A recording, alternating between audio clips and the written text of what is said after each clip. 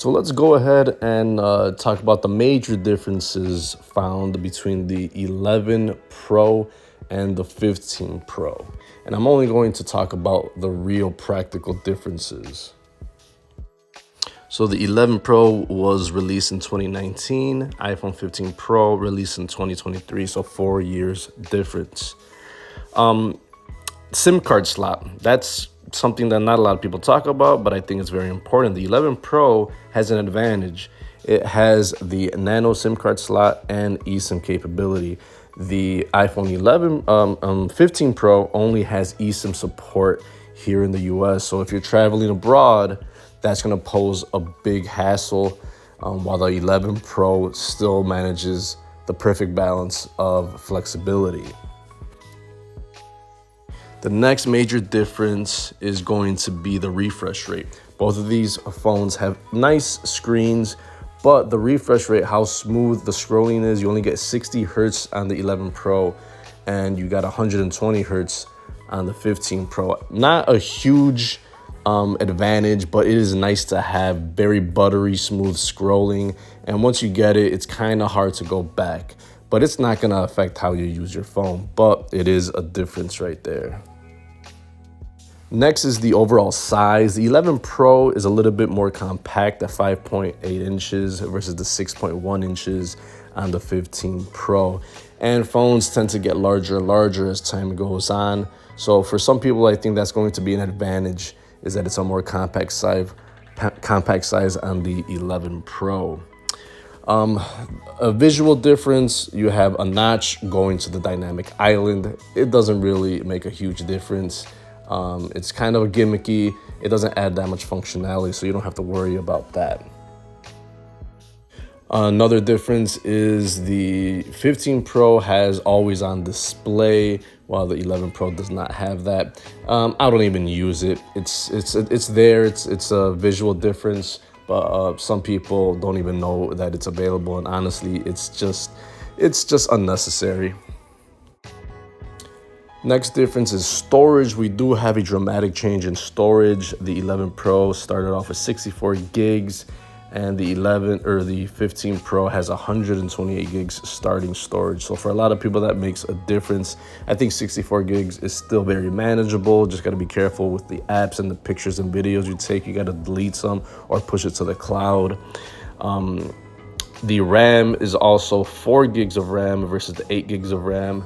That's simply due to the fact that this device, the 11 Pro, is 4 years older, and older devices tend to have less RAM, obviously. So there's nothing you could do about that. Day-to-day performance, you're not going to notice a difference from 4 gigs to 8 gigs of RAM in everyday use. So the iPhone Pro lineup, they all have great camera systems. That's, to me, when the Pros first came out, they tend to have extra cameras, and you just take overall better photo and videos. But I think even the regular iPhones, the non-Pro models, take the best videos and the best pictures.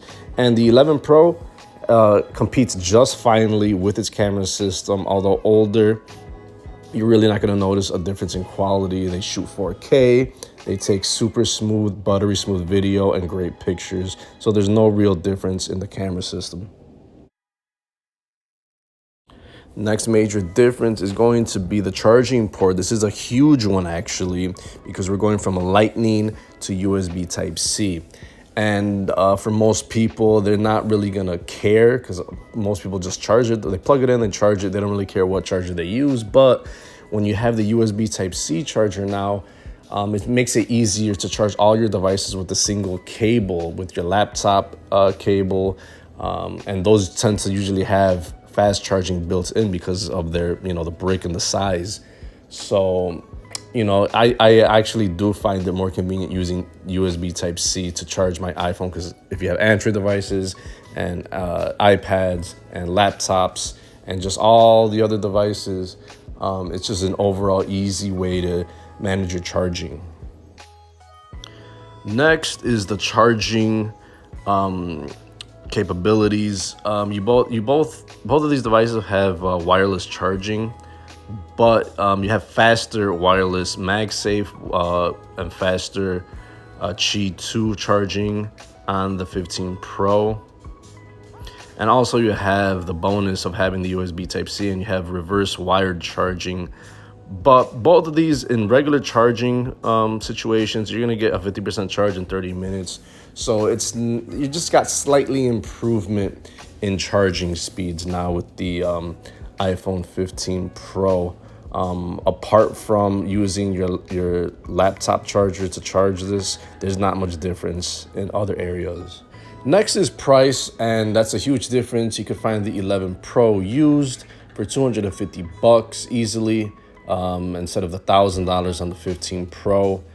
But you're going to have a shot battery, so expect to pay an extra, I believe it was $80 to $100 to get a new battery on the 11 Pro. But by then you're $300 to $400, so you might as well just get a newer iPhone at that point.